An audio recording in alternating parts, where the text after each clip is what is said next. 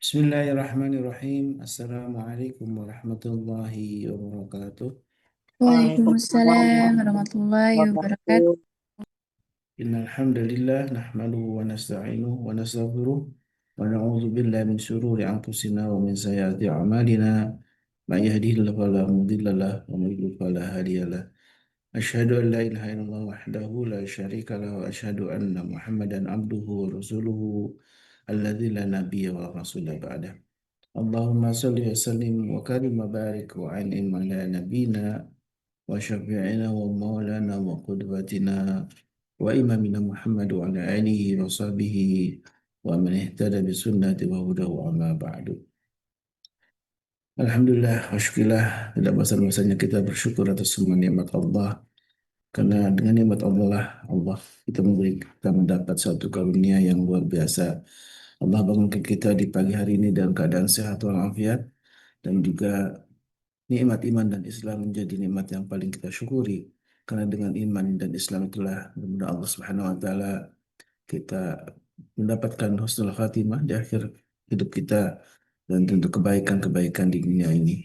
Salawat dan salam tentu senantiasa dicurahkan untuk Nabi kita baginda Rasulullah SAW, dan kita selalu berdoa mohon semoga salawat dan salam juga dilimpahkan untuk keluarga beliau, para sahabat, dan juga mudah-mudahan kita termasuk umatnya yang mampu menegakkan sunnah-sunnahnya sehingga kita berhak untuk mendapatkan syafaat dari beliau. Amin Allahumma amin. Kembali kita berjumpa dalam majlis keluarga dengan tema keluargaku surgaku, yang insya Allah kembali eh, insya Allah ditemani oleh guru kita Saudara Ade Al-Jambari Hafizahullah Ta'ala, yang setiap Senin Selasa, dan biasanya juga ada Babe Haikal yang juga menemani kita untuk sama-sama kita membahas tentang keluarga kita, dan refleksi tentang keluarga menjadi bagian yang penting untuk kita terus lakukan. Dan tema di pagi ini insya Allah sebagaimana sudah disampaikan oleh admin dalam grup, kita akan membahas tentang akhlak mulia keluarga, yang menjadi bagian utama tentu menjadi sebagaimana Rasulullah SAW diutus, yaitu adalah liutim makarim akhlak, untuk menyempurnakan diutami makarim akhlak, yaitu untuk menyempurnakan akhlak manusia. Innama bu'istu diutami makarim akhlak. Sebenarnya aku diutus oleh Allah Subhanahu wa taala, kata Rasulullah SAW, untuk menyempurnakan akhlak manusia. Dan tema akhlak inilah yang menjadi hal yang sangat penting, karena akhlak menjadi salah satu keutamaan yang kita miliki, apalagi dalam keluarga. Keluarga yang punya nilai akhlak yang luhur, tentu inilah yang bisa menjadikan keluarga kita keluarga yang sakinah mawaddah warahmah. Sebelum masuk kajian, tentu sambil menunggu guru kita hadir, tentu diingatkan oleh admin, mari kita sama-sama untuk memanfaatkan pagi yang penuh berkah ini dengan keberkahan harta kita salah satunya. Karena harta yang diberkahi oleh Allah Subhanahu wa taala adalah harta yang abadi hingga akhirat kelak. Harta yang jangan dihabiskan di dunia, tapi harta yang dibawa hingga mati, yaitu harta yang disedekahkan di jalan Allah Subhanahu wa taala. Dan insya Allah ini menjadi amanah dari jamaah semuanya. Harta yang dititipkan pada kami akan kami gunakan untuk kegiatan dakwah dari Majelis Keluarga Indonesia, dan salah satunya juga akan kami salurkan untuk saudara-saudara kita yang ada di Gaza, dengan melalui Golden Future, ya, sebuah lembaga eh, yang banyak bergerak di bidang eh, pembelaan terhadap Palestina. Dan alhamdulillah lembaga yang juga eh, dibimbing oleh Ustaz kita, guru kita, Ustaz Ruli Renata, menjadi bagian alhamdulillah yang bersamai kita dalam setiap kajian-kajian dalam keluarga ini.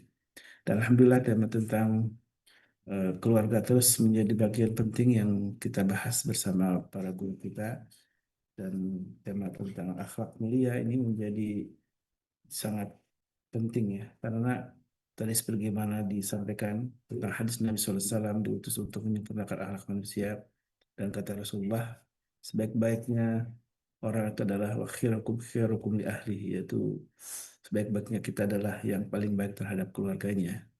Dan inilah yang menjadi bagian penting, menjadi sebuah prinsip dalam membahas tentang akhlak mulia dalam keluarga. Alhamdulillah, Ustaz Dadi sudah bersama kita. Assalamualaikum Ustaz. Kaifa halukum? Masih bin Ustaz? Waalaikumsalam warahmatullahi wabarakatuh. Masih agak ngantuk nih, Zat. Padahal tidur lebih cepat. Masya Allah. Barakallah. Kadang-kadang badan kalau butuh capek, istirahat lebih panjang itu kayaknya memang gitu. Jadi balik kayak bayi lagi. Bayi kuda. Antum sehat ya, Zat? Alhamdulillah, syukurlah. Dan saya juga pulang larut malam sekali, Ustaz. Karena Masya Allah. ada saudara yang masih koma ya di rumah sakit. Mohon doanya juga dari zaman semuanya. Ya Rob. Sudah Itu Bude yang di yang di mana? Tangerang nih, Ustaz. Tangerang ya. Insya Allah. Mudah-mudahan Allah angkat Amin, amin. penyakitnya dalam kesembuhan yang sempurna. Insya Allah. Amin. Sekarang insya Allah kita bahas tentang akhlak mulia keluarga, Ustaz ya. Ini luar biasa, Ustaz. Kenapa? Karena Rasulullah SAW tidak pernah menyebut satupun di antara yang bisa menyebabkan orang berada di surga yang tertinggi kecuali dengan akhlak. Iya. Dan ini menjadi sebuah timbangan amal paling berat itu justru malah di dalam Sahih, Ustaz ya. sahih, sahih. Itu soal tauhid itu menjadi hal penting karena tidak ada orang yang bisa masuk surga tanpa tauhid ya. Eh, itu mengesahkan Allah. Tapi akhlak itu ternyata juga timbangan berat ya. Hal yang kadang-kadang kita sepele saja berakhlak terhadap pasangan kita, terhadap anak kita gitu ya.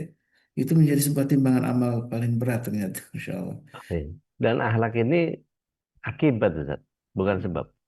Oh, akhlak itu akibat. Maka kita mesti, iya, maka kita mesti cari sebabnya. Kenapa seseorang kemudian bisa menjadi berakhlak seperti itu? Hmm. Itu sebabnya yang mesti dipertebal.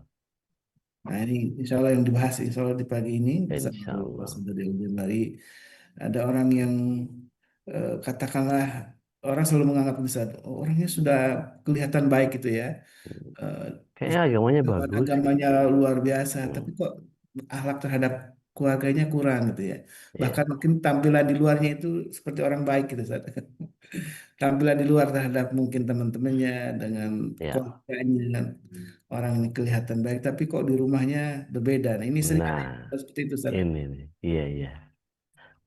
Ada apa dengan eh, fenomena terjadi seperti itu saat baik, tafadhol masykura dan kita sama-sama silakan untuk menyimak. Kita siapkan diri kita untuk menyimak nasihat dari guru kita. Tafadhol masykura. Ayo. Bismillah. Salatu wassalamu ala Rasulillah. Mata Allah fi kulli hayatukum ya Ustaz. Amin, amin. Allah. Bismillah. Assalamualaikum warahmatullahi wabarakatuh.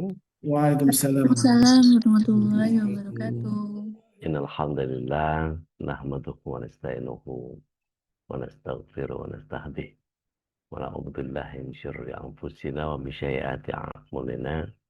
May yahdihillahu fala mudilla lahu wa may yudlil falan tajida lahu waliyyan mursyida. Asyhadu an la ilaha illallah wahdahu la syarika lah. Wa asyhadu anna Muhammadan abduhu wa rasuluhu la nabiy wa rasulullah ba'da. Allahumma salli wa sallim wa barik ala nabiyyina Muhammadin wa ala alihi wa sahbihi wa mawala wa la hawla wa la quwata illa billah. Allahumma ya muallim Daud alimna wa ya mufahim Sulaiman fahimna. Allahumma faqihna fid din wa alimna ta'wil. Bapak Ibu yang dimata Allah SWT, calon penghuni surga semua. Yang apapun Anda kerjakan pagi ini seharusnya disyukuri. Karena tanpa Allah SWT berikan kemampuan kepada kita, tidak akan pernah terjadi. Kalau Allah SWT telah untuk melakukan begitu banyak persoalan, maka berbahagialah dan bersyukurlah. Ini kayaknya sinyal saya jelek lagi nih, sepertinya. Jelas udah. Jelas ya. Saya izin pindah profil dulu sebentar.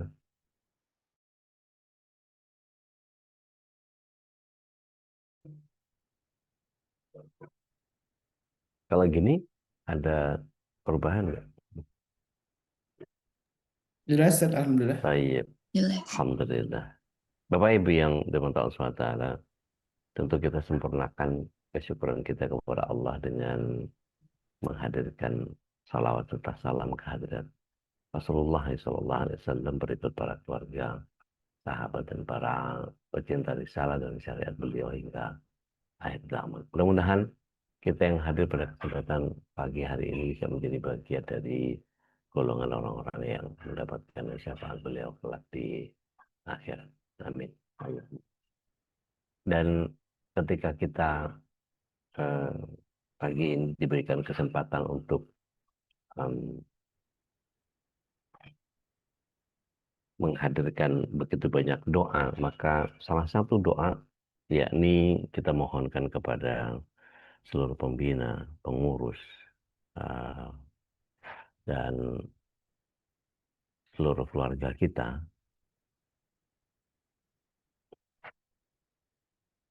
semoga Allah SWT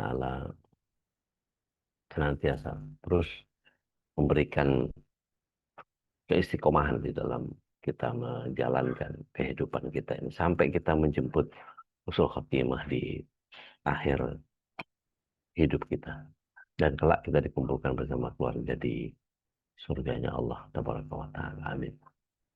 Bapak Ibu yang dimana Allah SWT, mari kita lihat bahwa mengapa di buku-buku pengajaran itu ada satu buku akidah akhlak. Selalu akidah akhlak, akidah akhlak. Jadi akhlak ini adalah bagian yang kalau kita sedang membahas tentang akhlak mulia dalam keluarga, akhlak ini adalah akibat daripada satu sebab. Sebabnya adalah akidah. Jadi Rasulullah SAW menyatakan begini, Islam ini seperti bangunan dan syahadatnya itu sebagai sebuah fondasi. Jadi kalau Islam itu rukunnya ada 5, fondasinya adalah syahadat. Kemudian tiang-tiangnya adalah sholat. Begitu pula dengan dindingnya. Dindingnya adalah saum. Dan atapnya atau pintu dan jendelanya sebagai ventilasi adalah zakat, infak, sedekahnya. Sedangkan penutupnya adalah haji. Nah, ketika kita melihat Rasulullah SAW menyampaikan dengan analogi seperti itu, maka kita apapun yang dibangun di atas bangunan Islam kita, maka yang muncul dari apapun isi rumah itu ketika sudah lengkap keislaman kita, syahadatnya bagus, akidahnya kuat, kemudian puasanya nggak ada yang bolong-bolong, zakat, infak, sedekahnya terbuka dengan sangat lancar, begitu juga tiang-tiangnya kokoh, baru kemudian hajinya betul-betul menaungi dan melindungi, mengayomi seluruh apa yang ada di dalam keislaman kita itu. Nah, akan menjadi berbeda ketika kita hendak membangun sebuah bedeng. Bedeng paling cuma kaso, ditajemin dikit, nancep, asal nancep aja mungkin nggak lebih dari 20 cm masuk ke dalam. Setelah itu dipaku triplek untuk nutupin, atapnya seng, karena yang ditaruh cuma semen sama pacul, karena pasir taruhnya di luar. Nah, ini pun juga bagian yang tidak akan bertahan lama, mungkin hitungan bulan. 8 bulan udah kena hujan, kena apa segala macam, melengkung semua triplek-tripleknya. Tetapi kalau kita mau bangun bangunan kita di sebuah rumah yang berlantai 2 misalnya, maka silahkan tanya sama orang-orang arsitek atau orang-orang sipil gitu ya. Insinyur-insinyur sipil itu, para engineer, menyarankan kalau ada rumah yang bangunannya ingin di lantai 2 kan, maka tapaknya paling tidak, tapak-tapak untuk dudukan fondasinya itu, cakar ayamnya itu sebelum dibuat cakar ayam, pasti sudah dihitung kedalaman dari tanahnya, berapa galian yang harus dibuat. Itu setidaknya 1,5 meter. Minimal 90. bidang cakarannya sekitar 40 cm, 40 kali 40. Dan itu kalau misalnya tanahnya agak labil, maka tambahkan cerucuk. Ya. Kemudian dikasih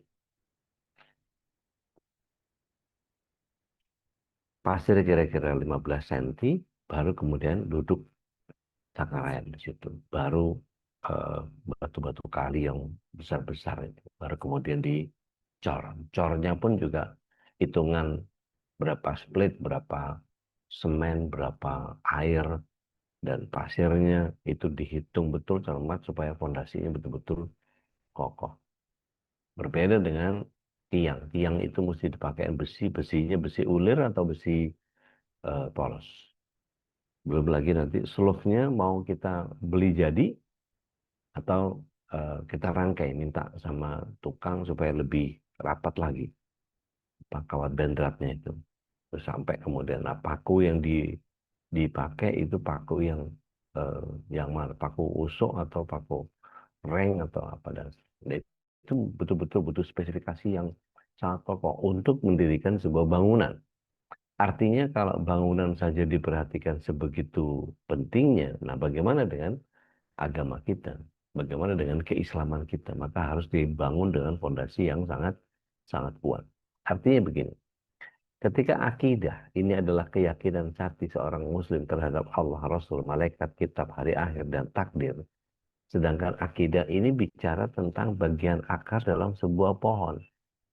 Bapak Ibu tahu bambu, kalau ada yang punya rumpun bambu di dekat-dekat rumahnya, entah di samping kali, entah di dekat apa taman apa segala macam.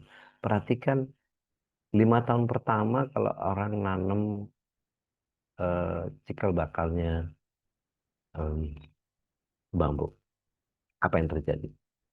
5 tahun pertama tidak akan tumbuh ke atas, dia terus ke dalam, terus ke dalam, ke dalam, ke dalam, ke dalam, ke dalam. Akar akar bambu itu betul-betul menghujam ke dalam dengan serabut yang begitu banyak dan kuat. Setelah itu, setelah 5 tahun, baru dia muncul ke atas. Artinya apa? Kalau kita belajar dari pohon bambu, maka kuatkan dulu akidahnya. Sehingga kita betul-betul mengokohkan penanaman kita kepada, apa istilahnya, kalau dalam bahasa Latin tuh radik. Radik itu akar. Maka kalau orang yang kemudian pemahaman sudah sangat mengakar, maka disebut radikal. Jadi radikal itu bagus atau buruk? Bagus. Kalau orang sudah mengakar pemahamannya, maka dia tidak akan memunculkan yang aneh-aneh, gitu. Artinya sebagai bambu, kalau contohnya bambu tadi, dia tidak akan mudah patah. Maka kalau kita lihat bagaimana betapapun angin meniupnya mereka, mereka selalu berhimpun, ya, selalu berkelompok, dan kemudian mereka saling membantu, saling mecah, mecah angin dan seterusnya dan seterusnya. Hanya berisik dari sisi daunnya aja. Dan ini bagian yang kemudian setiap kita harus masuk ke dalam sebuah pemahaman yang benar tentang bagaimana kita menyusun akidah kita itu. Berkenan Bapak Ibu buka surat Ibrahim ayat yang ke-24. Surat 14 ayat 24. Enggak, kalau ada yang sudah ketemu. Ya udah. Mangga, Aku deh. silakan Mbak Yuni. A'udzubillahi minasyaitonirrajim. Tidakkah kamu memperhatikan bagaimana Allah telah membuat perumpamaan kalimat yang baik dengan seperti pohon yang baik, akarnya kuat dan cabangnya menjulang ke langit. Insyaallah. Jadi disuruh memperhatikan bahwa akar pohon yang baik itu akarnya kokoh dan cabangnya menjulang ke langit. Kalau kita lihat, pohon apa yang fokus kepada meninggikan batangnya? Tidak ada selain bambu. Bambu itu lurus saja, nggak ada bambu bengkok-bengkok ke kiri ke kanan terus bikin bunga apa enggak. Itu lurus saja. Susun, susun, susun terus itu. Artinya kalimat thayyibah, iman dalam akidah ini adalah bagian dari yang kemudian muncul cabang-cabangnya, yaitu adalah amal amal soleh. Nah, termasuk akhlak mulia. Jadi akhlak ini adalah buahnya akidah. Jadi akhlak adalah perilaku lahiriah yang mencerminkan isi hati dan keimanan. Dan akhlak mulia itu lahir dari akidah yang benar. Sebaliknya, kalau akidahnya rusak, dia akan melahirkan pelaku yang buruk. Maka tadi Ustaz Khalis menyampaikan, innama itu liutama makarimal akhlak. Sesungguhnya aku diutus hanya untuk menyempurnakan akhlak yang mulia. Nah, misi kerasulan Shallallahu Alaihi Wasallam itu bukan hanya menegakkan akidah, tetapi menyempurnakan akhlak yang bersumber dari akidah. Jadi akidah tanpa akhlak akan kering, bisa jadi hanya berupa dogma tanpa terlihat dalam perilaku. Makanya tadi Ustaz Khalis bilang, loh, orang ini kayaknya agamanya bagus, kayaknya. Gitu. Akhirnya apa? Kalau akhlak tanpa akidah, maka indah di luar tapi rapuh di dalam. Karena tidak berpijak kepada iman kepada Allah. Dan Islam mengajarkan bahwa iman yang benar harus dibuktikan dengan akhlak yang mulia. Dalam hadis riwayat At-Tirmidzi, Rasulullah SAW menyatakan orang mukmin yang paling sempurna imannya adalah yang paling baik akhlaknya. Artinya apa? Akhlak ini ukuran kualitas iman. Maka bagian yang kemudian kita lihat, seorang bisa jujur, seorang bisa sabar, seorang bisa dermawan, seorang bisa tawadu. Itu lahir dari apa? Lahir dari akidah bahwa Allah Maha melihat. Lahir dari keyakinan bahwa semua takdir Allah ada hikmahnya. Lahir dari iman bahwa harta hanyalah titipan dari Allah. Dan lahir dari keyakinan bahwa semua manusia sama di hadapan Allah. Artinya kalau kemudian akidah adalah akar, maka yang kita harus pahami bahwa akhlak ini buah yang nyata dari akidah atau akar yang kokoh tadi. Nah, akhlak adalah buah. Gitu. Semakin kuat akar imannya, semakin indah buah yang muncul. Sehingga ketika kita paham bahwa eh, apa yang Allah SWT munculkan dalam eh, seseorang itu menjadi bagian yang hubungannya begini. Allah itu kan Al-Khaliq, ya, Al-Khaliq, menciptakan, Maha menciptakan, dari tidak ada menjadi ada. Kemudian Allah sebagai Al-Khaliq itu menciptakan ciptaan-ciptaannya. Ciptaannya adalah makhluk. Allah sebagai Khaliq, maka kita sebagai makhluk. Kita yang diciptakan. Nah, sesuatu yang muncul dari makhluk namanya adalah akhlak. Jika sesuai dengan apa yang Allah SWT inginkan. Selaras dengan apa yang jadi kehendaknya Allah. Contoh sederhana saja. Ketika kita beli motor eh, mesin biasa ya, masih pakai bensin, bukan yang listrik. Maka bisa kita lihat eh, betapa banyak orang yang akhlaknya bagus. Kenapa? Tidak dirubah knalpotnya menjadi knalpot racing. Tetapi bagaimana orang yang kemudian tidak peduli kepada orang lain dan kemudian dia melakukan sesuatu berdasarkan hawa nafsu, sedangkan dia tidak berpikir tentang orang lain. Diganti knalpot racing, bunyinya dari mulai yang orang deng deng deng deng deng deng deng deng deng deng deng sampai kemudian yang yang apa begitu digeber, begitu digas. Ya. Saya pernah pulang dari tempat Teh Nadia waktu ada pertandingan bola itu. Wah itu Masya Allah, udah asapnya kemana-mana, bunyinya kenceng. Nah ini nggak berakhlak. Maka dalam kajian klasik disebutnya ada dua. Ada akhlakul karimah, ada akhlak mazmumah. Tetapi orang-orang Arab sering menyatakan kalau akhlak yang buruk tidak disebut akhlak. Itu nggak ada akhlak namanya. Maaf ya akhlak. Gitu. Nah, akhlak sekali lagi adalah yang keluar dari makhluk atas kehendak Allah Sang Khalik yang selaras dengan kepentingan atau keinginan Al-Khalik. Jadi kalau tidak sesuai, tidak selaras dengan apa yang Allah berikan kepada makhluk, maka bukan akhlak. Oke, salah satu contoh lagi. merokok. Hak asasi manusia kan merokok ya. Oke, ketika dia di tempat terbuka dia ngerokok, dia menganggap semua tempat terbuka adalah surganya perokok. Mohon maaf, ketika bicara tentang hak asasi, kami yang tidak merokok ini juga punya hak asasi atas udara yang bersih. Maka mana yang harus didahulukan? Hak asasinya orang yang nggak senang polusi atau orang-orang yang kemudian diberikan amanah, ya, kemudian dia melakukan perusakan terhadap dirinya. Oke, saya pengen simulasi sebentar sama Bapak Ibu.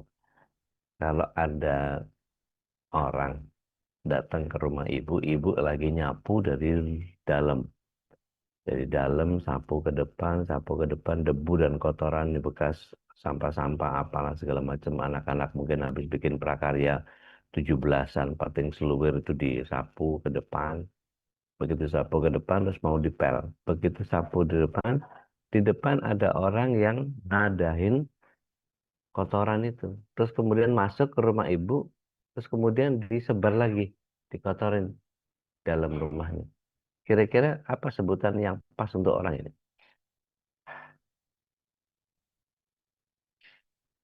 Stres. Stres. Kira-kira perlakuan kita diapain itu orang?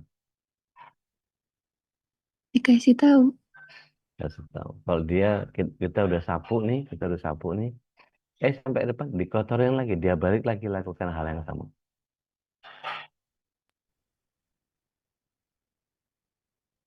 Si marah saja, kurang ajar ini. Omelin. Diomelin. Dia udah ya kita omelin, kita marahin, terus kita sapu lagi ke depan. Dia balik lagi, ngotorin lagi. Diapain ya? Dirukia. Didoain. Eh? Didoain Ustaz. Dirukia. Didoain. Dia balik lagi begitu, terus begitu. Doain lagi. Dibawa ke dokter. Kalau saya sapu sama sapu itu. Kita pakai sapu. Analogi saya adalah para perokok. Para perokok itu punya hak apa dia untuk merusak tubuhnya, padahal tubuhnya titipan dari Allah. Paru-parunya datang dari Allah dengan bersih. Terus kemudian dia nyampah. Dia kotorin dengan sampah. 54 zat kimia. Tuh. Punya akhlak enggak? Enggak. Enggak punya akhlak. Para perokok itu enggak punya akhlak. Dan mereka keras kepala. Dikasih tahu masih aja. Tapi bisa nggak kalau puasa dia berhenti? Bisa. Kalau mau. Nah, ini sama dengan mohon maaf. Saya lagi mohon maaf. Balik lagi. Saya akan menyinggung saudara-saudara kita yang nggak senang pakai kaos kaki. Saya akan menunjukkan rasa cinta saya kepada saudara-saudara saya yang masih pakai celana panjang, para wanita muslimah. Cobalah berpikir bahwa ketika Allah SWT mengatur bahwa kita itu, kata Rasulullah SAW, tidak boleh pakai celana panjang, mesti pakai rok. Cobalah akidah kita sampai mana sih? Tidak memunculkan akhlak yang seperti apa kalau kita bisa menyelisihi Rasulullah SAW. Kok bisa-bisanya nggak pakai kaos kaki? Kok bisa-bisanya nggak mau pakai celana? Kok masih pakai celana panjang? Kok masih nggak mau nutup aurat dengan sempurna? Maunya apa sih? Kalau Allah SWT sudah memberikan begitu banyak rezeki kepada kita, memberikan begitu banyak kesehatan, kepintaran, kepiawaian, kecerdasan, kok dibalasnya begitu Allah? Ayolah, berpikir agak waras sedikit. Bertobatlah kepada Allah. Karena kalau kita bicara tentang akhlak, ini bicara tentang proses berpikir di kepala kita yang memang harusnya ya nggak gitulah. Ini bagian yang kemudian setiap orang kemudian harus masuk ke dalam sebuah eh, contoh-contoh yang kalau kita lihat surah Al-Qalam deh. Rasulullah SAW itu kan disebut sama Rasulullah SAW itu disebut oleh Allah Tabaraka wa Ta'ala dikatakan a'udzubillahi minasyaitonir rajim wa innaka la'ala khuluqin 'adzim. sesungguhnya engkau Muhammad berada di atas akhlak yang agung.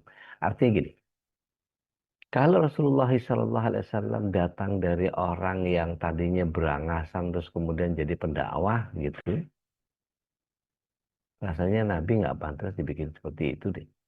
Allah jaga beliau dengan kejujurannya, Allah jaga beliau dengan amanahnya, Allah jaga beliau dengan ketulusan hati, kebaikan, penolong, dan seterusnya, dan seterusnya. Kedermawanan, dan seterusnya. Sampai kemudian umur 40 tahun Allah SWT jadikan dia Nabi. Artinya Allah SWT sudah mendesain seseorang, kok bisa begitu dia? Kok bisa punya kemampuan seperti itu? Karena Allah SWT menjaga beliau dalam konteks. Artinya gini, ada beberapa hadis-hadis lemah yang kalau kita perhatikan Rasulullah SAW itu pernah diganggu sama seorang wanita Yahudi, dilemparin sampah, pokoknya lewat di depan rumah Rasulullah SAW, diludahin lah, apa segala macam dan seterusnya. Kalau Rasulullah SAW jalan tuh pasnya ngelempar sampah di depan jalan Rasulullah SAW. Jadi perlakuannya sangat kurang ajar. Hadisnya lemah. Terus kemudian begitu sakit, Rasulullah SAW justru rindu. Nenek yang biasa di sini mana? Kayaknya sakit deh. Maka Rasulullah SAW pulang ambil madu sama roti. Terus kemudian Rasulullah SAW ketok rumahnya. Ketok rumahnya, terus kemudian disuruh masuk. Masuk nggak dikunci. Begitu masuk terlihat si nenek terbaring. Gemeter ketakutan. Rasulullah SAW nyuapin roti sama nyendokin madu. Nangis dia. Kenapa orang yang saya benci, yang saya musuhi, yang saya perlakukan dengan sangat tidak senonoh, kok ternyata begitu mulia perbuatannya. Bahkan saudara-saudaraku yang menghasut tentang engkau tidak menjengukku, sedangkan engkau yang aku musuhi, justru engkau yang menjengukku. Dan bahkan mau menyuapkan makanan ke mulutku. Luar biasa. Maka ketika itu dalam hadis lemah itu dikatakan dia masuk Islam. Akhlak mulianya Rasulullah SAW. Ada lagi satu lagi. Ini kisah, kalau nggak salah ini kisah, kalau nggak lemah ini kisahnya palsu. Abu Bakar As-Siddiq radhiyallahu anhu pulang ke rumahnya Bunda Aisyah, ke rumah Rasulullah SAW sepeninggal Rasulullah SAW. Wahai anakku, apa yang aku belum kerjakan seperti sebagaimana kekasihmu Muhammad melakukan alaihi wasallam.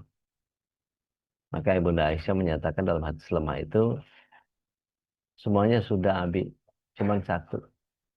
Rasulullah SAW itu setiap hari mendatangi pasar dan kemudian memberikan makanan kepada orang yang ada di tengah pasar. Oh, ada roti, mana sini? Aku juga bisa melakukan hal yang sama. Diambil roti, kemudian Abu Bakar As-Siddiq radhiyallahu anhu menuju ke pasar. Di tengah pasar, yang beliau cari, yang disuapin sama Rasulullah SAW itu, ternyata seorang buta yang sedang mencaci maki Rasulullah SAW. Muhammad itu penyihir sinting. Muhammad itu penyair gila. Muhammad pokoknya dicaci maki Rasulullah SAW. Mendidih diranya Abu Bakar As-Siddiq radhiyallahu anhu. Tapi begitu membayangkan bahwa orang ini yang disuapin sama Rasulullah SAW, maka dengan kasar roti itu disodorin ke mulutnya. Karena Ibunda Aisyah menyatakan disuapin. Begitu disuapin, begitu kesodok itu pipinya marah dia. Siapa nih kasar banget nih? Aku yang biasa memberimu roti, nggak begini yang biasa memberi roti. Dia kunyah dulu, setelah lembut baru dia suapin ke mulutku. Bayangin, dipapak itu apa ya namanya? Digigit tanpa ludah, apa namanya? Dihancurin, gitu.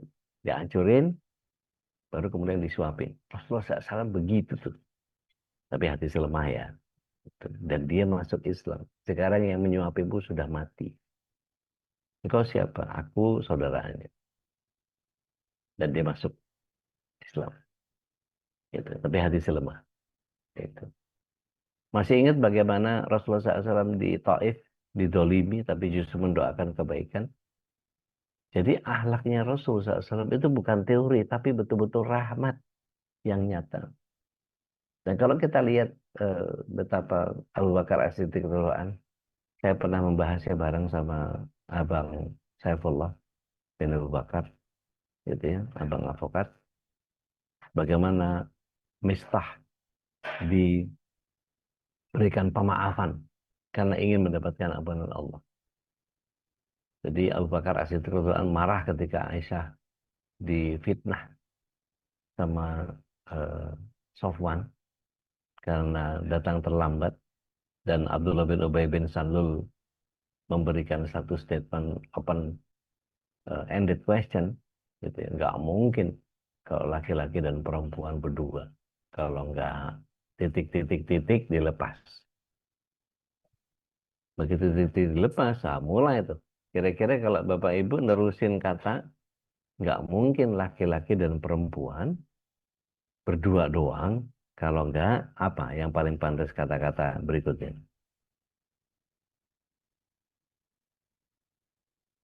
Coba. Ngobrol. Setidaknya kan, setidaknya ngobrol. Tapi kalau di Arab sana, gitu ya, dengan apa namanya, dengan libido yang seperti itu, gitu kan ya, dengan kecantikan yang seperti itu, gitu. Nggak mungkin kalau nggak.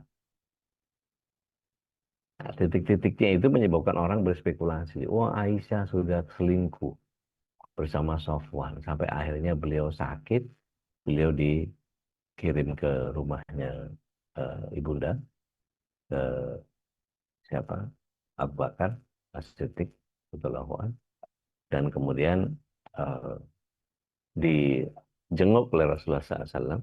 Bahkan kalau lihat sejarahnya di awal, beliau itu biasanya kalau Rasulullah SAW yang ngerawat, nggak pernah cuman dibuka korden terus kamu sakit, nggak cuman begitu, pasti disamperin sama Rasulullah SAW, pasti dikasih minum, dikasih makan, disuapin sesuatu.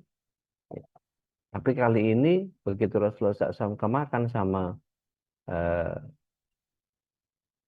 fitnahan tentang Sofwan, dan Misto ikut-ikutan ngefitnah juga, gitu ya, dari Abdullah bin Ubay bin Salul, maka kemarahannya Abu Bakar As-Siddiq radhiyallahu anhu menjadi marah, dan beliau mengatakan bahwa saya nggak akan santuni kamu, saya nggak akan maafkan kesalahan kamu. Maka turun surat 24 ayat 22. Ada yang berkenan baca 24-22? Mangga.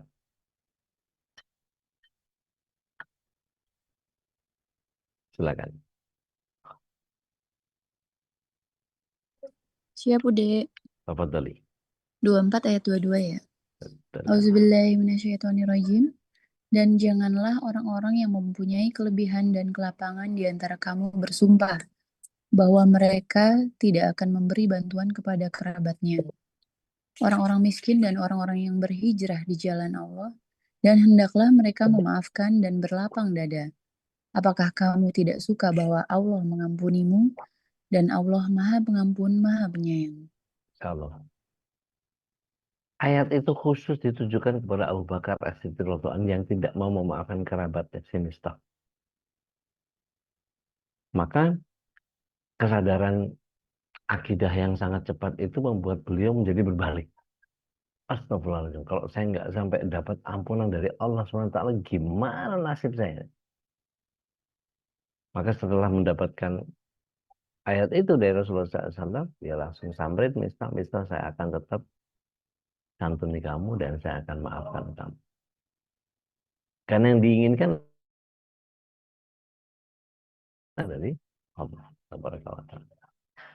Kalau kita lihat Umar bin Khattab radhiyallahu anhu, beliau menerima kritik dengan sabar, meskipun beliau khalifah.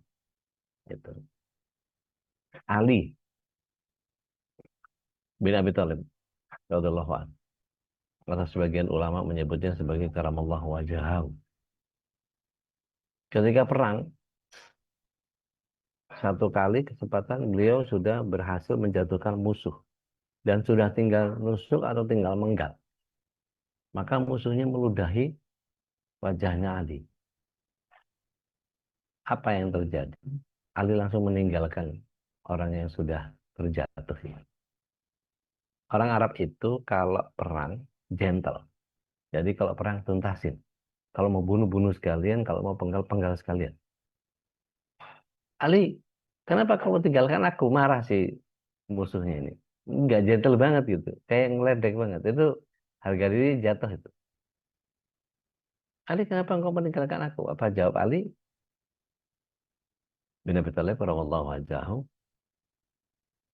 saya ini bertempur karena Allah, bukan karena benci kepadamu. Tapi ketika engkau meludahi mukaku, sempat ada rasa benci dalam hatiku dan aku tidak mau membunuhmu karena itu. Maka aku tinggalkan kamu. Masya Allah. Ini akhlak model apa yang kayak begini? Luar biasa. Artinya begini, para sahabat ini mewarisi akhlak Rasulullah SAW dari akidah yang sangat sangat kokoh. Bapak Ibu coba deh pelajari daripada makalahnya ulama. Imam Malik misalnya pernah menyatakan, belajarlah adab sebelum kau belajar ilmu. Jadi adab itu dipelajari. Bahkan ada beberapa masyayikh yang menyatakan, saya belajar 20 tahun tentang adabmu. Dan 5 tahun saya mengambil ilmu dari beliau. Jadi setelah belajar adab 20 tahun, baru ambil ilmunya 5 tahun. Masya Allah. Syekh Ibnul Mubarak, rahimahullah ta'ala. Beliau menyatakan bahwa akhlak baik itu wajah berseri. Memberi kebaikan dan tidak menyakiti orang lain. Mikir betul dia kalau mau ngapain-ngapain. Artinya pertanyaan saya adalah, judes itu akhlak Islam bukan? Bukan. Bukan. Nah, terus ngapain kita judes itu? Imam Ahmad radhiyallahu anhu, rahimahullah ta'ala, akhlak adalah menahan diri dari menyakiti, bersabar dan bermuka manis. Maka yang harus kita lakukan ada beberapa. Oke, Bapak Ibu boleh apalin, boleh catat. Yang pertama, perbaiki hubungan kita dengan Allah sehingga akhlaknya muncul dari lahir, dari hati yang paling bersih. Yang kedua, melatih kesabaran, khususnya apa? Menahan amarah. Kalau kita lihat surah 3 ayat 133, itu bicara tentang orang yang bertakwa. Uiddat lil muttaqin. Al muttaqin, ma huwa al muttaqin? Siapa yang bertakwa itu? Kalau di ayat 134-nya, alladzina yunfikuna fi syarra'i wal dharra wal kadhiminal ghaidh wal 'afina 'anil nas. Mampu menahan emosi dan dia mudah memaafkan kesalahan orang lain. Bapak Ibu pernah nggak saya ceritakan tentang Panglima Besar Sudirman yang memberikan pembelajaran tafsir tentang surat 3 ayat 133 sampai 135 ini. Beliau katakan dengan satu ungkapan yang kita semua rata-rata tahu. Apa itu? Aman terkendali. Aman terkendali itu tafsirnya Panglima Besar Sudirman. Allah yarham. Jadi beliau katakan kalau seseorang sudah mengamankan hatinya dan dia akan mampu mengendalikan dirinya sendiri. Artinya orang yang merasa aman maka semuanya terkendali. Kalau istilah itu dipakai sama TNI gitu ya, aman terkendali gitu. Itu bahasa sandi atau bahasa aman terkendali itu artinya semua kondisional gitu, terkondisi dengan sangat sangat baik dan perlu dipahami bahwa baru bisa terkondisi dengan baik ketika tadi al-kadhiminal ghaid wal afina 'anil nas. Jadi kalau ada sesuatu huru hara nggak perlu heboh, diemin aja. Nanti biar bagaimana Allah SWT yang bertindak. Nanti akan kelihatan. Gitu.